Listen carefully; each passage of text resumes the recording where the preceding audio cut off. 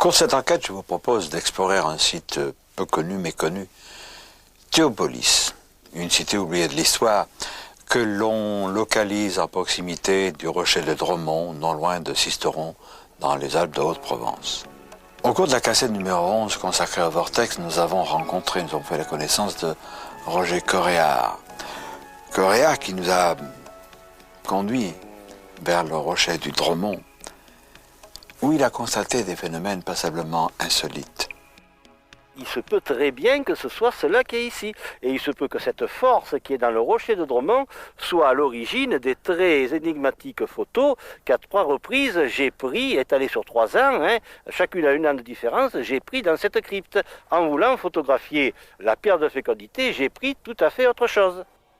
Il m'est sorti cette fameuse pierre qui n'existe pas là-dedans et qui représente, grosso modo, une pierre verdâtre avec dessus des gros blocs de pierre taillés et sur la pierre verdâtre, une figure fantomatique. En définitive, l'objet que j'ai photographié se révèle être dans la chapelle supérieure à gauche et à l'étage supérieur par rapport à nous. Ainsi, en prenant une photo de la pierre de fécondité, Roger Coréard a obtenu un cliché d'un endroit situé à l'étage au-dessus. Faut-il voir là les effets résiduels des fantastiques forces jadis présentes à Théopolis? La cité des dieux était peut-être une porte sur une autre dimension. Mais l'affaire va au-delà, puisqu'il s'agit de la redécouverte d'une zone cachée, d'une zone obscure de l'histoire oubliée.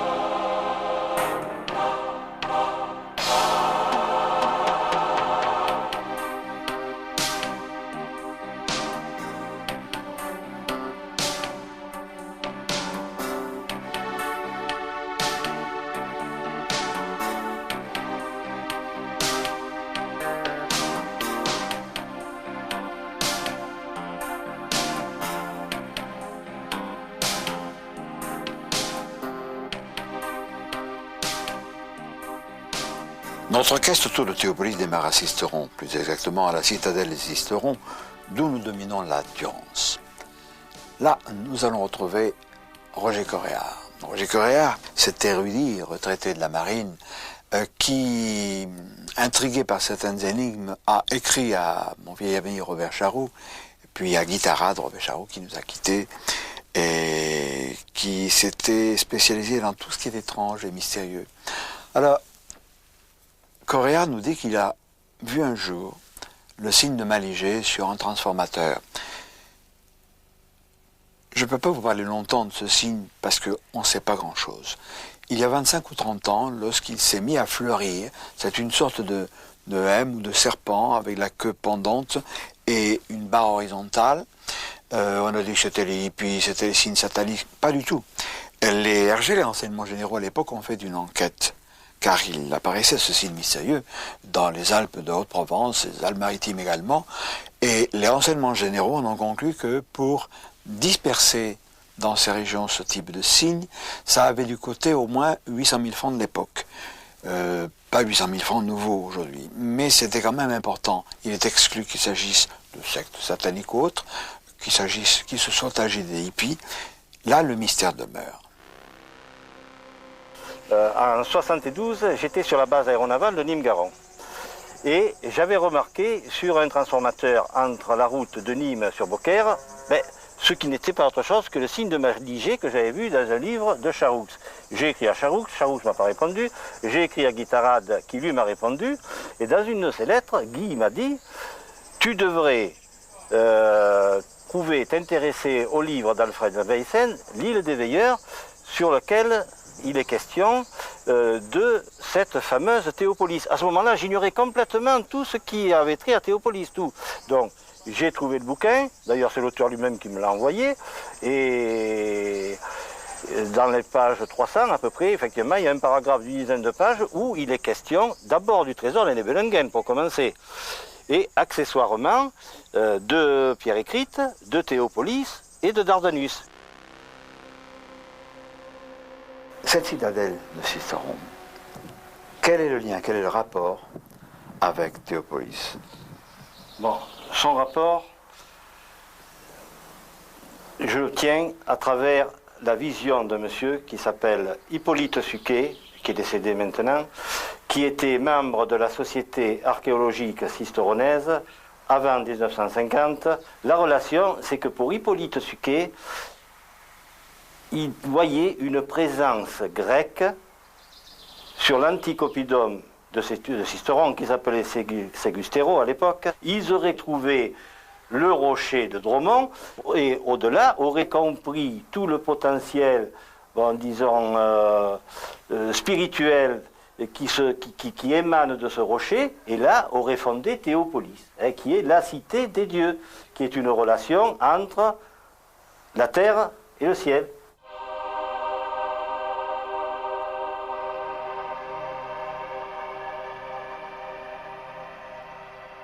Le rocher de Dromont s'élève près du village de Saint-Géliès. Le lieu supposé de Théopolis est donc ici, entre ces deux promontoires. Au cours des âges, on remarque autour du site de Théopolis la présence des Templiers, des Grecs, des Romains. D'où vient cette convergence, Alain Lecaerne? D'abord, il faut se déplacer en Provence. Je crois qu'il faut véritablement rencontrer les lieux, rencontrer l'organisation, l'architecture des lieux, la nature, pour se rendre compte d'abord que c'est une terre de passage. C'est une terre de passage, c'est une terre vivante, mais tous ceux qui sont passés là étaient plus ou moins dépositaires de secrets, dépositaires de traditions. Et le site de Théopolis, il faut imaginer en quelque sorte comme une sorte de cirque, de circonvolution, entouré effectivement de montagnes, mais pas tout à fait ouvert et pas tout à fait fermé. Il faut aller véritablement sur place. Autrement dit, un lieu idéal pour cacher quelque chose, pour en faire une place forte, ou mieux encore, pour se retirer.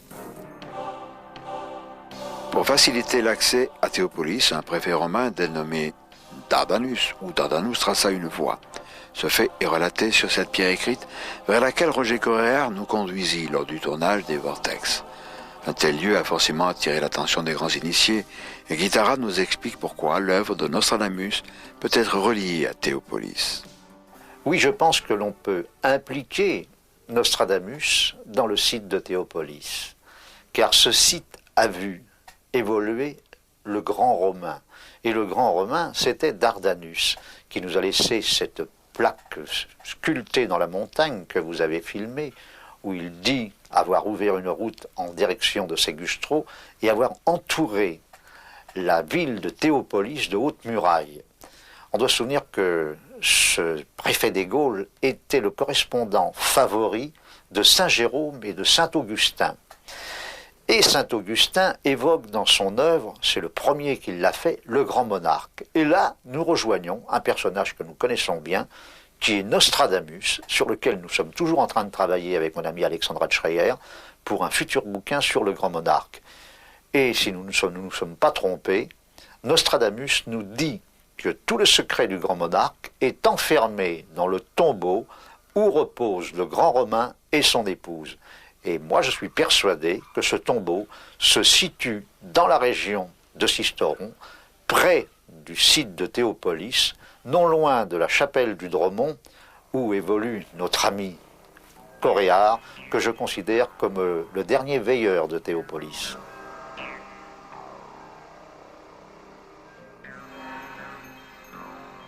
Roger Coréard a retrouvé les vestiges de la voie tracée par Dardanus. Des historiens lui ont confirmé la nature de cette voie, comme le montrent les quelques tuiles typiquement romaines qu'il a trouvées. Quant à Dardanus, c'est peut-être lui qui est représenté ici sur ce bas-relief.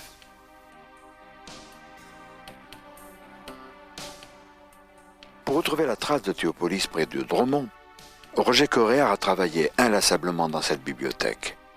Devenant ainsi l'archiviste de Théopolis, il a méthodiquement répertorié les ouvrages de référence sur ce domaine. De nombreuses incohérences ont été mises en évidence au cours de ses recherches. Ainsi, dans cet ouvrage historique, l'auteur prétend ignorer l'emplacement de Théopolis, alors que son livre reproduit une carte positionnant cette cité de ou des dieux. Alors voici quand même, Roger, un document sacrément important. Oui, en effet. Cette carte de Cassini. Cette carte de Cassini, qui date de 1843, c'est la date à laquelle Delaplane a édité son histoire de Sisteron.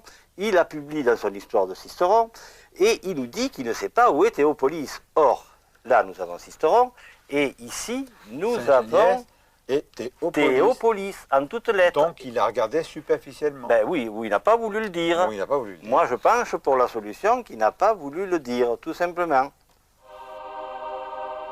Ce genre de manipulation est courant dans les affaires de trésors, car Théopolis est au centre d'un véritable jeu de pistes qui concerne également le trésor de Nibelungen, le trésor de l'or du Rhin. Notre première étape sera la cathédrale de Sisteron.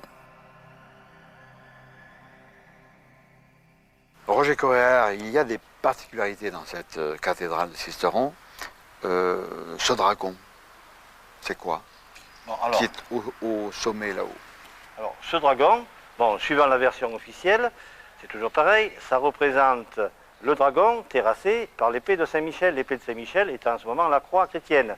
Alors, il faut également savoir que dans le clocher de la cathédrale se trouve une chapelle dédiée à Saint-Michel. Seulement, moi, je préfère voir dans le dragon le gardien traditionnel des trésors aussi bien matériels que spirituels qui peuvent se trouver dans la symbolique de cette cathédrale. Et alors, autre particularité, tu as parlé d'une chapelle, mais il y en a une en particulier qui possède une, ou plutôt des marques bizarres. Alors, ce fameux poisson, disons le mot. Oui. Il s'agit de la première chapelle à droite en entrant dans la cathédrale.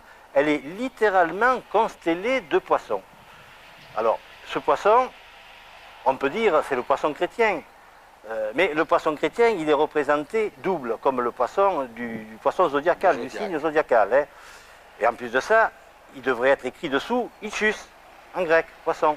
Or, il n'est pas écrit Ichthus, il est écrit Ixors, I-X-O-R-Z. Et suivant une graphie qui paraît grecque. Alors, pendant des années, je me suis demandé ce que pouvait représenter cet Ixors. Et puis un jour, en relisant au moins pour la 20e fois Alfred Weissen, j'ai découvert que Ixors, c'est l'anagramme de Soxi. Et Soxi, en grec, ça veut dire brochet. Or, brochet, c'est la métamorphose du nain Anouari, le gardien du trésor des Nibelungen. Alors, ce trésor des Nibelungen est caché près d'une cascade, donc apparemment, le brochet peut remonter la cascade. Alors, ce qui nous me fait supposer que dans les 17e, 18e siècles, il y avait à Sisteron des gens, haut placés, qui connaissaient l'histoire du trésor des Nibelungen. Ça nous accrédite la légende du trésor des Nibelungen à Sisteron. Et donc, ils ont fait peindre cette chapelle pour que le souvenir reste de leur connaissance. Ce genre de jeu de piste n'est pas sans nous rappeler l'énigme de Rennes-le-Château, et nous verrons que cette similitude se confirmera. Nous continuons donc notre recherche au village du Poète, village natal de Roger Coréard, cela dit en passant. Nous sommes en gros en 1934, 35, 36. Je venais à la messe et je me trouvais devant ce tableau, tous les dimanches à regarder ce tableau pendant que j'écoutais la messe. Et je demandais à mon père, mais que représente ce tableau? Parce qu'il a une particularité, ce tableau, c'est qu'il est peint dans un environnement qui m'était familier. À droite de Saint-Joseph, on voit un rocher que l'on appelle le rocher de Hongrie, ici, et au fond, au sud, par rapport au Poète, se trouve une ligne de falaises que l'on appelle les falaises de Gache. Et à gauche de Saint-Joseph se trouve une ville fortifiée. Bon, évidemment, je vous dis de suite qu'il s'agit de Théopolis. Alors, quand je demandais à mon père, mais pourquoi le peintre a mis une ville à cet endroit du tableau? Il me disait, moi, je ne sais rien, mais ton grand-père, qui était instituteur à UPEX, racontait que c'était un des seigneurs Dupoët, le comte Claude Amat Dupoët, qui, aux environs de 1650-1660, était prévôt de Chardavon, derrière les falaises de Gaches, du côté de Pierre-Écrite, et un jour, il a fait accrocher ce tableau dans l'église de façon à ce qu'on se souvienne que derrière les falaises de Gaches se trouvait une ville romaine très ancienne qui avait été détruite pendant les guerres de religion. Chardavon désigne les terres sur lesquelles s'élevait un monastère non loin de Théopolis. Ces religieux étaient des Antonins. Un détail qui, plus loin dans notre enquête, s'avérera d'une importance capitale. Pour l'heure, Roger Coréard nous entraîne au sommet d'un belvédère qui va nous permettre de retrouver la symbolique cachée du tableau codé de l'église du Poète. On voit Saint-Joseph qui regarde le septentrion. Bon, je me retourne dans l'autre sens. Et à sa gauche, je vous ai fait remarquer une montagne ronde qui est celle-là qui se trouve en face de nous, que l'on appelle le rocher de Hongrie. Bon, au fond, il y a une ligne de crête qui est cette montagne de Gaches en face, hein, et à droite, dans les plaines des Blaches, il y a cette fameuse forteresse qui n'existe pas. Il n'y a jamais eu de forteresse. La seule forteresse, c'est celle de Sisteron qui est là-bas au fond, à 10 km sur son rocher. Mais là, dans les Blaches, il n'y a jamais eu de forteresse.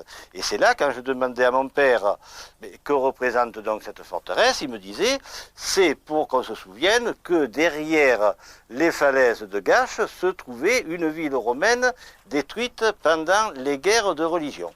Bon, voilà pour la symbolique du tableau de Saint-Joseph. Maintenant, il y a une deuxième chose, la toponymie qui nous permet de situer ici la symbolique de la caisse du trésor des Nibelungen. Alors, nous retrouvons toujours ce rocher de Hongrie qui symbolise le voyage des Nibelungen vers la Hongrie où se trouvait Attila, puis ça se passe symboliquement au temps d'Attila. Derrière, dans l'axe du rocher de Hongrie, on a un village qui s'appelle Nibel, dans lequel on retrouve la racine de Nibelungen. On a cette montagne de Gaches qui, soi-disant en allemand, fait Gachenstein, qui est la garde. C'est une symbolique dans laquelle on voit la cache du trésor des Nibelungen. Sur le retour du rocher de Gaches qui est en face de nous, le retour qui regarde le soleil, qui ici s'appelle le rocher de 15 heures parce qu'il est éclairé par le soleil de 15 heures, se trouve, je dirais gravé, un énorme anneau qui fait 20 à 30 mètres de diamètre et qui est visible 15 à 20 km à la ronde. Cet anneau ne peut être que la symbolique de l'anneau des Nibelungen. Cet anneau qui donne le pouvoir d'invisibilité. Notre ami Coréard nous a parlé de trésor des Nibelungen, mais on devrait pouvoir évoquer aussi le trésor de Jérusalem. Le trésor de Delphes, également.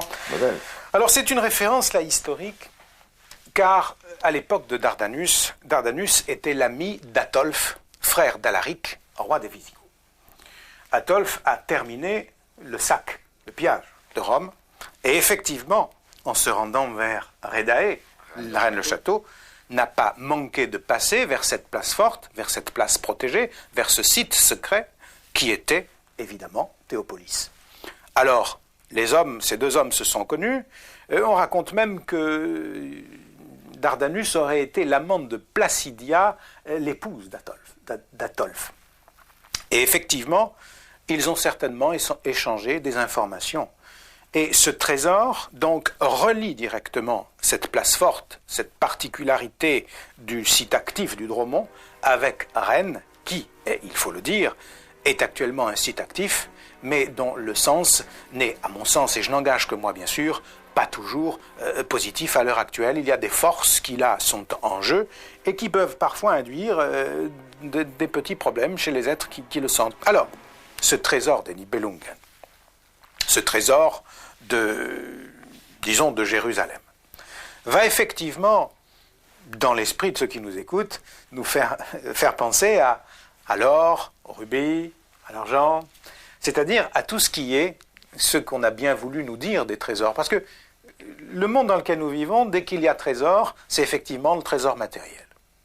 Mais le trésor, le véritable enjeu, la véritable signification d'une notion de trésor, c'est ce que nous sommes vraiment. C'est le trésor que nous avons perdu lorsque l'on a été en confrontation avec le premier gardien du seuil, l'ange de la porte du paradis. Une fois que Adam et Ève ont été mis dehors, qu'est-ce qui s'est passé? Dieu a dit, voilà qu'ils ont goûté l'arbre de la science du bien et du mal, pourvu que maintenant ils ne prennent pas du fruit de l'arbre de la vie éternelle, car ils deviendraient comme l'un d'entre nous. Et ce trésor, c'est celui-là, c'est cet arbre, c'est le rêve prométhéen de l'homme, c'est ce qui effectivement peut nous reconnecter à notre source divine, et évidemment faire de nous des êtres semblables aux dieux qui sont venus, il y a fort longtemps, selon les données du néo-ésotérisme, nous faire évoluer. Ce trésor de connaissances a intéressé de nombreux érudits et initiés. Dans le cimetière de Sisteron, Roger Coréard nous amène à la tombe de Paul Arène, le célèbre poète provençal qui étudia cette énigme. Bon, eh bien, la relation qui existe entre Paul Arène et l'affaire de Rennes-le-Château est la suivante. Paul Arène est un co-auteur avec Alphonse Daudet des Lettres de Montmoulin. Bon. Dans les Lettres de Montmoulin, il y a un curieux conte de la plume d'Arène, le curé de Cucugnan. Alors, pendant des années, j'ai cherché Cucugnan en Provence. Je ne l'ai jamais trouvé. Et pour cause, il ne se trouve pas en Provence, puisqu'il se trouve dans l'Aude. Et c'est en lisant Le trésor de Rennes-le-Château de Jean Marcal que j'ai appris cela. Alors, que nous raconte le curé de Cucugnan? Eh bien, ce brave curé décide d'aller visiter en rêve ses ouailles décédées. Il se rend au paradis où il compte tous les trouver. Il n'y en a aucun. Bon, il sera en purgatoire. Il dit, il va être en purgatoire. Bon, il n'y en a aucun. Alors, catastrophe pour un curé. Un bon curé du siècle dernier surtout. Et alors là, il n'y a plus qu'un endroit où il peut les trouver, en enfer. Alors il va en enfer, ils sont tous là pour avoir trop abusé des biens de consommation de ce bas-monde et surtout avoir trop aimé le métal jaune. Alors, en définitive, Jean Marcal conclut que ce curé de Cucugnan, se trouvant à côté de Rennes-le-Château, est très près de l'or maudit de Rennes-le-Château. Paul Arène devait connaître Maurice Barrès, qui a les relations que l'on sait, avec le curé Béranger Saunière. Et on voit dans une photo de famille des faits libres de Mistral. Cette photo se trouve dans un énorme bouquin intitulé Le trésor du félibrige, écrit par Mistral. On voit une photo de famille où au milieu, il y a Maurice Barrès. Il n'y a pas Paul Arène dans le paquet, mais il y a Maurice Barrès. Donc, il est évident que Paul Arène connaissait Maurice Barrès et connaissait inévitablement l'affaire de Béranger Saunière. Ces multiples personnages qui, de Sisteron jusqu'à Rennes-le-Château, c'est pas la porte à côté, c'est vraiment un côté absolument étrange. Il est étrange, oui, mais pour moi, il est naturel du fait que cette connaissance se retrouve au cours des siècles, jusqu'au moins à la Grande Guerre, qui me paraît avoir tout effacé. La Première Guerre mondiale me paraît avoir effacé tout ce courant de connaissances. Comme pour l'énigme de Rennes-le-Château, le trésor matériel est l'arbre qui cache la forêt. L'enjeu est un savoir oublié par notre civilisation et notamment une autre vérité concernant la vie du Christ. Dans Rennes-le-Château 2, nous vous avions montré les nombreux indices laissés par Saunière dans la région de Rennes. Des tableaux et des vitraux montraient clairement le mariage du Christ et l'existence d'une descendance. Cet autre savoir est également évoqué dans une église située dans la région de Théopolis. Nouvelle étape dans notre quête, nous sommes à la Motte du Caire et naturellement près de l'église. Alors, pourquoi ce lieu? Bon, d'abord, l'église dédiée à Marie-Madeleine. Mais avant, je veux d'abord faire une relation historique qui existe à deux niveaux entre la Motte du Caire et Théopolis par l'intermédiaire de la chapelle de Dromont, qui est le seul vestige visible là-haut de l'archéologie remontant au moins au Xe siècle. Alors, en 1717, existait à la Motte du Caire un couvent de trinitaires déchaussés qui avait fondé une confrérie du scapulaire à Notre-Dame de Dromont, donc à Théopolis. Et ensuite, la famille des seigneurs de la Motte du Caire, ce sont les comtes Hugues. Et il paraît que le dernier comte Hugues serait enterré dans la chapelle de Notre-Dame de Dromont. Donc, il y a une raison pour cela.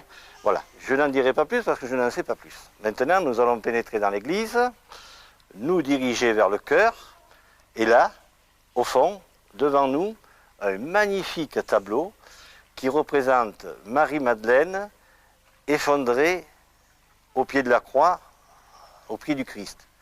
Bon, donc Marie-Madeleine, sur ce tableau, est vraiment très charnelle. Nous passons maintenant à la sculpture qui représente le monument aux morts de la Grande Guerre 14-18, et je le dis de suite, qui est identique à celui de Cuisa, qui se trouve à 4-5 km de Rennes-le-Château. Et dans lequel Gérard de Sède, dans son livre signé Rose-Croix, voit une symbolique se rapportant à la famille d'Autriche-Hongrie, les Habsbourg, dont l'archiduc, un des archiducs, est venu plusieurs fois visiter Bérenger-Saunière. Il faut préciser que le tableau de Cuisa que reproduit notre ami Gérard de Sède montre un blessé, un soldat de la guerre 14-18, dont l'index désigne une pierre, alors Oui. qu'ici, il n'y a pas d'index. Ah, ici, il n'y a pas d'index. L'index est replié. Absolument, oui. Oui, c'est la seule différence que l'on trouve sur ce monument aux morts. Il est fait du même sculpteur, Giscard de Toulouse. On voit très bien la signature Giscard en bas et à gauche du tableau. Et enfin, c'est cet extraordinaire tableau à droite avec la descente de croix. Et oui, maintenant, ce tableau, oui, qui va vraiment avec la symbolique des deux premiers, compte tenu de ce que l'on trouve à Rennes-le-Château, enfin de ce que l'on va retrouver au niveau de l'énigme sacrée. Alors, ce tableau qui se trouve à droite, qui représente une descente de croix, mais alors là, je fais remarquer que la croix est tronçonnée en haut, on ne voit pas la partie verticale supérieure, et nous avons un tau, ce tau que l'on trouve peint en bleu sur les robes des Antonins. Mais ce qui est important surtout, c'est ce bébé, une auréole très lumineuse autour de la tête, qui repose sur un livre fermé, et ce livre fermé est entre les mains d'un vieillard qui ressemble beaucoup à Saint Vincent de Paul. Ça pose une interrogation, et moi j'ai intitulé ce tableau « Un roi meurt, un roi naît ». Autrement dit, la descendance de Jésus et Marie-Madeleine. Jésus de la lignée de David, dont on sait qu'il avait pour compagne la Magdalénienne, Marie-Madeleine, qui ne doit choquer personne, puisque lui-même il l'a dit. Aimez-vous les uns les autres. Et je veux citer un vers de Frédéric Mistral, je le lis pour ne pas me tromper. Alors, il s'est extrait de Calendal, page 349. « Ô Église d'amour, tu bois encore les pleurs de l'amante du Christ de Magdeleine. » Comme à Rennes-le-Château, des érudits dépositaires de vérités, jugées gênantes, exposèrent leur savoir aux yeux de tous, mais bien entendu, ce savoir fut véhiculé de façon codée pour en assurer la pérennité. Aujourd'hui, cet enseignement continue. Il est transmis. Le plus extraordinaire est que cela se fait parfois à l'insu des personnes concernées, comme si la mémoire du lieu les guidait inconsciemment. Alors Roger, toujours sur la route des mystères qui nous conduisent vers Théopolis, nous rencontrons cette pierre sculptée qui est extraordinaire, qui est l'œuvre d'un sculpteur de la région qui s'appelle Robert Laffont. Mais ça a une histoire, ça. Bon, alors d'abord, c'est une œuvre moderne. Elle est là depuis une dizaine d'années. Je tiens bien à le préciser. Ce monsieur s'est amusé, pour son propre plaisir, à sculpter des rochers dans la nature. Or, il y en a 2 ou 3 sur la route de Théopolis. Il y en a une autre, Pierre-Écoute, dans les gorges d'Entrepierre. Il n'était pas du tout contre tes recherches. Ah non, il s'en est jamais intéressé. Comme les 99% des cisteronnés ne s'intéressent pas à Théopolis. Donc ce monsieur a sculpté cette pierre. Et moi, quand j'ai vu cette pierre, connaissant l'histoire de l'endroit, connaissant la présence supposée des Nibelungen, donc évidemment ce monsieur Laffont est agi par l'esprit du lieu pour avoir sculpté là cette symbolique des gardiens du trésor des Nibelungen. Et à travers la symbolique de ces visages, je vois, surtout celui-là en face de nous, là, je vois le nain Anvoiry qui se métamorphose en brochet, hein, le nain Anouari, gardien du trésor des Nibelungen. Moi-même, hein, depuis l'âge de 8 ans, je suis manipulé, agi. J'ai rencontré un tas de personnes qui, chacune, ont contribué à quelque chose, en positif, en négatif des fois, parce que j'ai reçu des retours de manivelle. Mais il y a alors un phénomène qui nous a préservé la pierre écrite depuis 1600 ans. Si elle a été gravée sous Dardanus, c'est quelque chose qui n'est pas prouvé. Mais enfin, admettons. Il y a des milliers de gens mal intentionnés qui sont passés là-devant. Des hordes de toutes sortes, hein, les Wisigoths, des barbares, les protestants. Dernièrement encore, des groupes de SS qui sont montés là-haut pour suivre les résistants, les FTPF. Bon, une rafale de mitraillettes, 2-3 décharges d'arquebuses, quelques coups d'hallebarde. Et c'était fini, plus de pierre écrite. Eh bien non, elle est intacte, il n'y a rien eu. Eh bien pour moi, cet endroit est littéralement défendu, Protégé. agi, protégé par l'esprit du lieu. Parce que c'est une borne. C'est une borne, c'est une porte. Les portes induites qui passent d'un lieu vers un autre. Voilà. Hein? Les gîtes secrets du lion. Et voilà, alors là, les gîtes secrets du lion. Et Théopolis, c'est un gîte secret du lion, tout simplement. Gîte secret du lion, effectivement, ça peut interpeller. Il y a une référence d'abord bibliographique qu'il faut absolument citer. C'est le bouquin, déjà assez ancien, de George Hunt Williamson, qui s'appelle Les gîtes secrets du lion, en référence au psaume numéro 17 de David, verset 12. Les gîtes secrets du lion, le lion pourquoi? Le lion dans la symbolique, c'est la référence à la force de la vérité divine. Les gîtes secrets du lion sont donc des lieux où se développe, où se cache la vérité divine, c'est-à-dire un message. Mais le lion, souvenons-nous que chez les anciens, il est représenté par une crinière. Cette crinière fait référence au moment où le lion était le signe qui recevait le solstice d'été. Alors que maintenant, par la précession des équinoxes, ce n'est plus le cas. Ce qui donne, si l'on avait à corriger au niveau du temps, moins 26 000 ans. Nous sommes là déjà dans ce qu'on pourrait appeler une tradition antérieure où les éléments qui ont, au niveau de la tradition, été donnés aux hommes dans leur évolution. De ce fait, le lion va représenter quelque chose qui a été caché et qui concerne l'origine de l'homme, qui concerne aussi son devenir, son développement, mais aussi tout ce qui a été contenu dans le rapport établi entre les dieux et les hommes. Qu'est-ce qu'ont pu être ces dieux et quels furent les hommes qui ont reçu ces messages?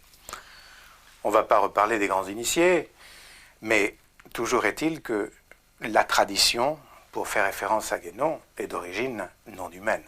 Alors Guénon voulait-il dire par là extra-humaine, extraterrestre, ou voulait-il dire d'un autre niveau de conscience?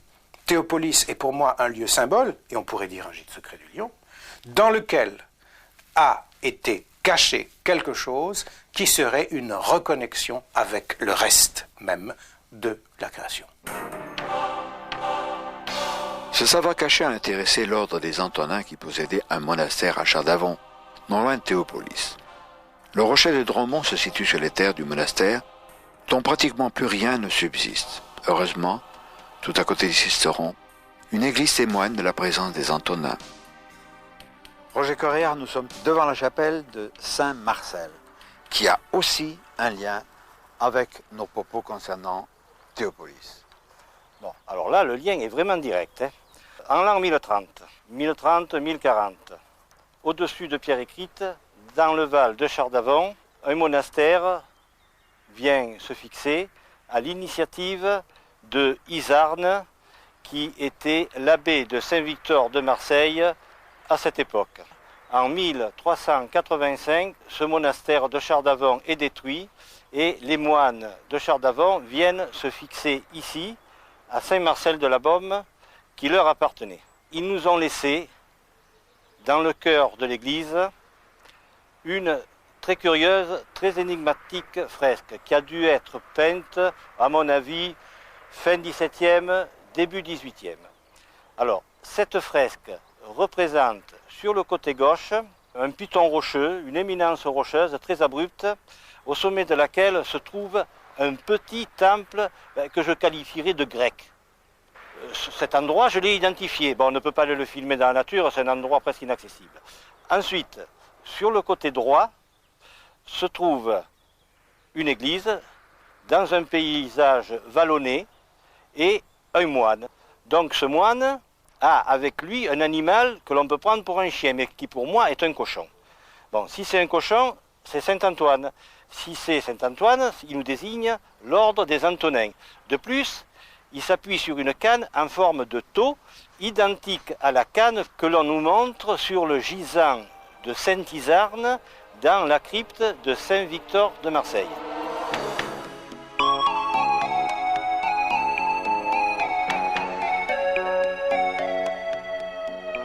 L'abbaye de Saint-Victor est à Marseille, l'un des plus beaux fleurons de cette cité massaliote.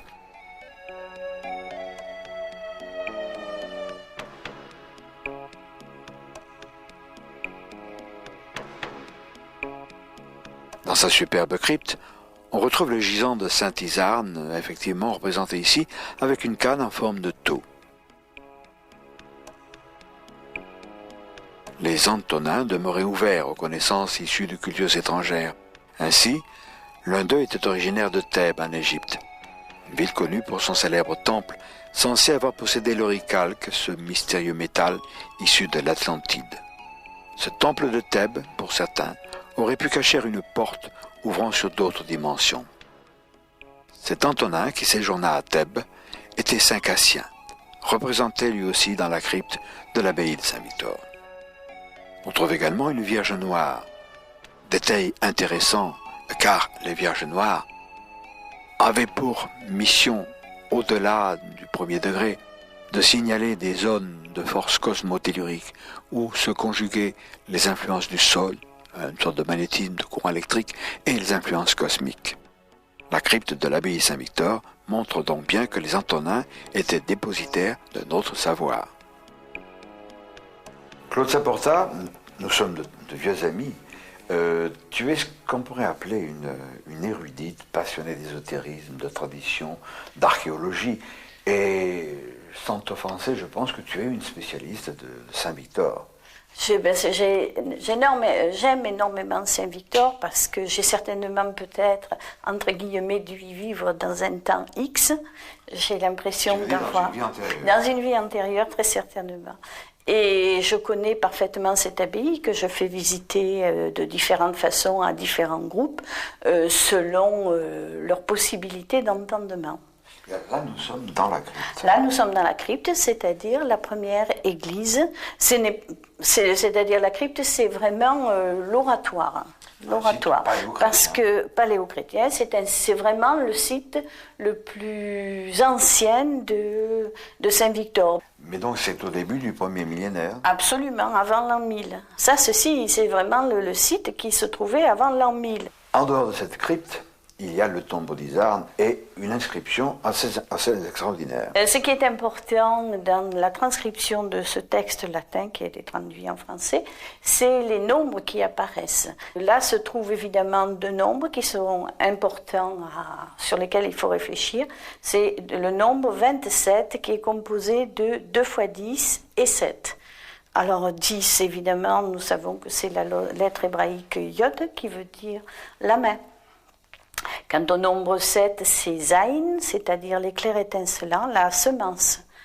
Ces deux nombres en contraction, puisque quand on fait de la Kabbale, on fait des contractions, c'est-à-dire la guématrie, donne le nombre 9, qui est la régénération. Alors semence, régénération, la main, tout ceci, et la lettre Yod, qui est très importante dans le tétragramme hébraïque, nous donne quand même une idée de résurrection, de puissance divine, d'élévation vers la puissance divine. Mais ici, n'oublions pas qu'en quelque sorte, nous sommes dans ce que j'appellerais un centre de réflexion, un centre de méditation, aussi bien que le centre de méditation dans lequel s'est enfouie Madeleine à la Sainte-Baume. Parce que ici, on médite pour se régénérer. Donc ici nous retrouvons, pourquoi est-ce que nous retrouvons Moïse qui est là? Nous retrouvons Moïse parce que Moïse est un Égyptien, bien que ça ait été très controversé, que la Bible nous raconte une très belle histoire. Nous retrouvons l'arbre de vie qui se trouve sur cette partie-ci, et le serpent, qui est un symbole évidemment d'éternité et de régénération. Il y a aussi cet escargot, une sorte de coquille là, que nous voyons. Alors cet escargot, je l'ai découvert parce que je le cherchais. Il n'est indiqué dans aucun livre.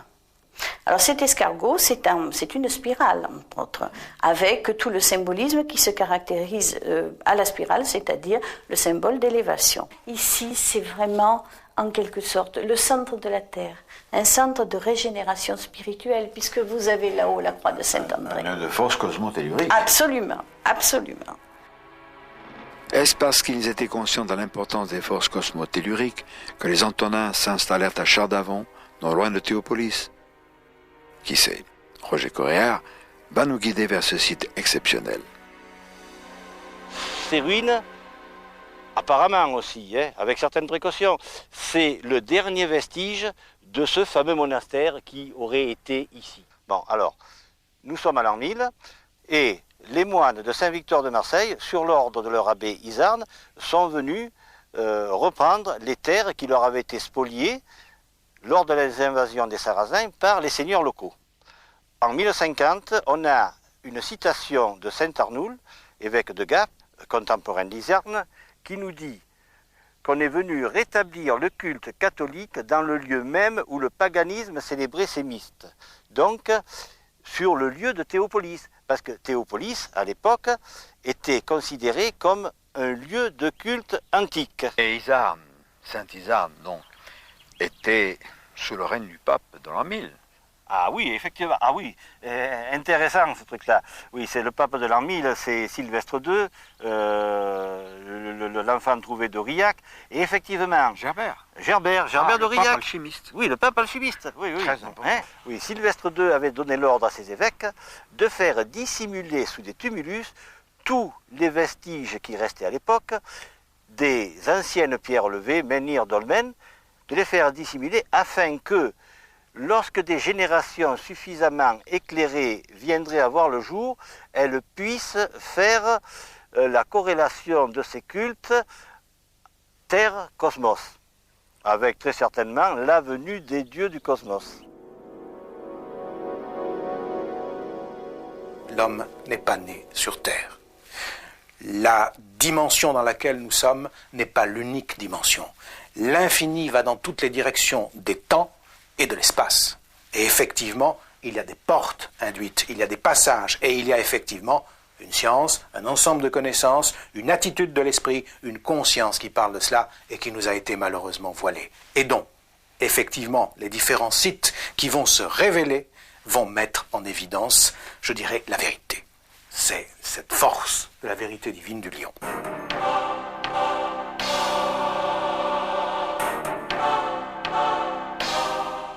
Alors Roger, nous sommes au Dromont. Est-ce que pour autant nous sommes dans le Saint des Saints? Oui.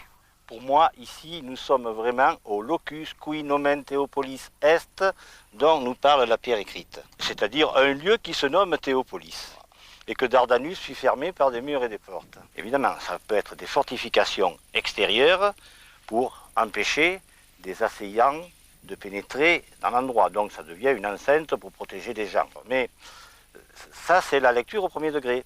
Il y a la lecture au deuxième degré. Des murs, des portes, ça empêche également de sortir ce qu'il y a dedans vers l'extérieur. Et je pense que c'est là le véritable but de ces murs et de ces portes. Empêcher un dépôt de la connaissance qui a été enfermé dans ce rocher de Dromont, de façon à préserver ce dépôt pour les générations futures capables d'en prendre connaissance, de l'exploiter, de comprendre ce qu'il en était. Il y a deux auteurs qui parlent de documents possibles à Dromont. Il s'agit de Jean-Paul Kléber, historien de la Provence magique, je dis bien magique, et Michel Bertrand, qui fut un des compagnons de Paul Lecourt d'Atlantis, qui a écrit à peu près la même chose dans l'histoire de la Provence mystérieuse. Donc, il y a eu à un certain moment la nécessité de cacher. Et pourquoi? Parce qu'effectivement, dans l'histoire des hommes, et ce n'est pas une histoire que l'on va retrouver à l'intérieur de nos manuels, il y a en quelque sorte les bons et les mauvais.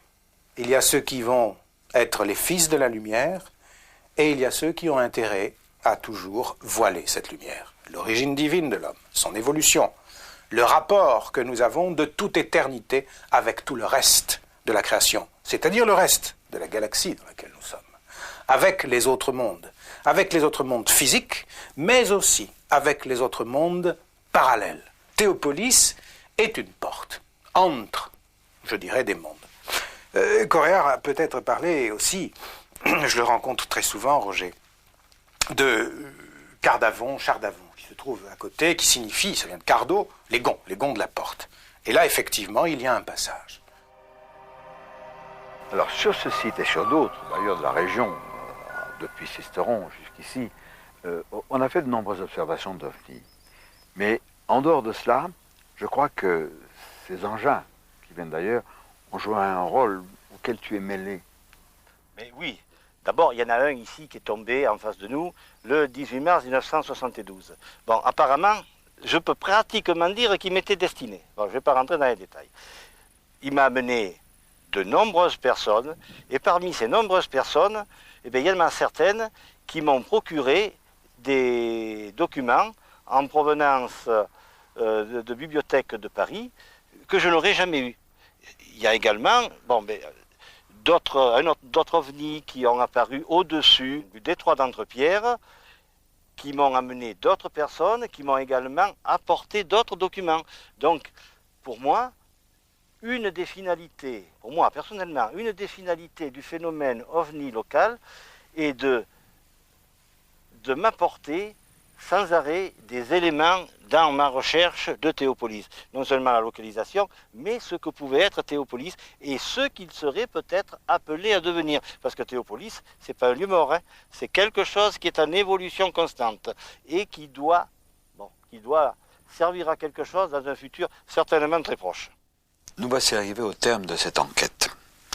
Il est évident, bien sûr, que nous n'avons pas exploité de façon exhaustive ce site qui est marqué par une connaissance occulte, par une tradition ancestrale, dont nous n'avons que des bribes parfois. Je pense qu'on en saura plus quand Roger Corréard aura achevé l'ouvrage qu'il prépare, nous a-t-il dit, sur ce sujet.